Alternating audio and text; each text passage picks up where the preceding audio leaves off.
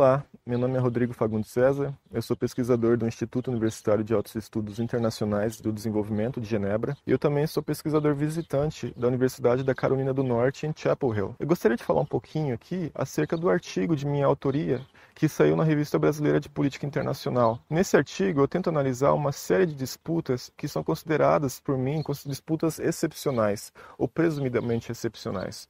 Eu tento explicitamente entender o tempo de resposta, a forma como os países que são parte dessas disputas, eles respondem a essas controvérsias. E por que eu digo medidas excepcionais? Dois países, quando eles estão em comércio, um desses países, caso lance medidas que prejudique o outro, que faça o outro se sentir comercialmente discriminado, esse país que se sente prejudicado pode acionar o organismo de solução de controvérsias da OMC. E o país que lançou mão dessas medidas, caso considere que essas medidas são para o bem da saúde pública, por exemplo, para a proteção ambiental, ele pode acionar o artigo 20 do Acordo Geral de Comércios e Tarifas. Esse artigo 20 tem a ver com as exceções gerais desse referido acordo. Essas exceções gerais permitem que o artigo lance mão, que o país lance mão de estratégias que vão contra as normas do comércio. E, novamente, essas estratégias têm a ver com saúde pública, proteção ambiental. Para dar um exemplo, o Brasil, no começo dos anos 2000, lançou mão de uma série de proibições de importação de pneus usados.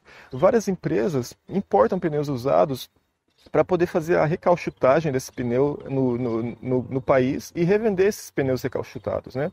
Então o Brasil impôs restrições ao comércio, à importação desses pneus, e a União Europeia se sentiu discriminada e lançou mão do ativou o organismo de solução de controvérsias.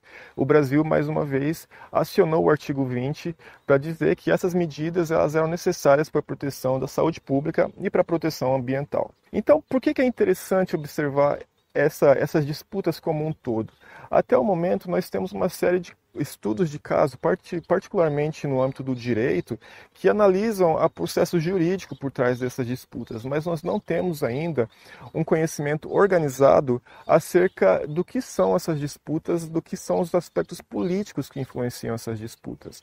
Então, é com base nisso que eu analiso todos os 19 casos que foram concluídos, né, que tiveram algum tipo de resultado e que um dos países acionou o artigo 20 do Acordo Geral de Tarifas e Comércio. Para fazer essa análise, eu lanço mão de um método muito pouco utilizado no Brasil, que é o método da análise comparativa qualitativa. Esse método me permite, primeiro, analisar elementos que são necessários ou suficientes para uma determinada disputa. Esse método também me permite analisar diferentes mecanismos causais que me ajudam a entender o processo de resolução. Então, esse método ele ajuda a gente a levar a ter em consideração os mecanismos de equifinalidade que são envolvidos no processo de decisão.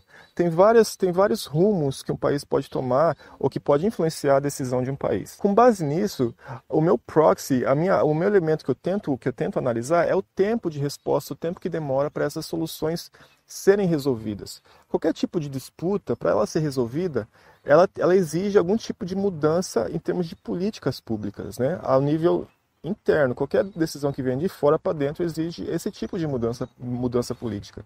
Então, qualquer tipo de mudança vai ter pessoas que são a favor, ou grupos que são a favor e grupos que são contra.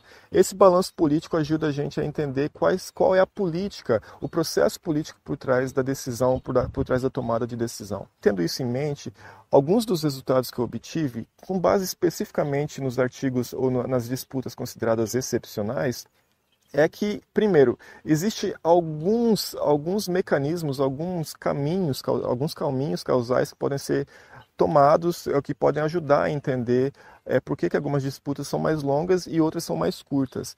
Dois caminhos causais são particularmente interessantes. O primeiro deles envolve a relação entre instituições e assimetrias de poder entre os países disputantes, né? Se a gente tem aí o comércio entre um país que é o Brasil, em uma disputa contra a União Europeia, o Brasil está numa posição de assimetria muito grande vis-à-vis a União Europeia, e a União Europeia pode fazer pressão para que o país para que o Brasil, o governo brasileiro, resolva a disputa ou tome medidas mais rápidas. Esse é o primeiro mecanismo causal, né? E o segundo caminho causal, o segundo processo que a gente pode levar em consideração é a relação entre instituições domésticas e a mobilização da sociedade civil. Então a gente tem dois caminhos causais, mais uma vez: assimetria de poder em instituições e a mobilização da sociedade civil e instituições. O que isso significa? Significa que essas duas caminhos causais, as instituições são parte muito importante, né? E aí a assimetria de poder ou mobilização da sociedade civil, elas sempre tomam parte em conjunção com instituições domésticas, né? Quais são as implicações desse achado? Primeiro, a gente tem que levar em consideração a participação da sociedade civil na resolução dessas disputas, mas a gente não pode exagerar, uma vez que há, de fato, assimetria de poder que ajuda a gente a entender também por que algumas disputas demoram mais ou menos. E a gente tem que sempre levar em consideração a importância dos constrangimentos institucionais, né, para ajudar a entender esse processo de resolução de disputa.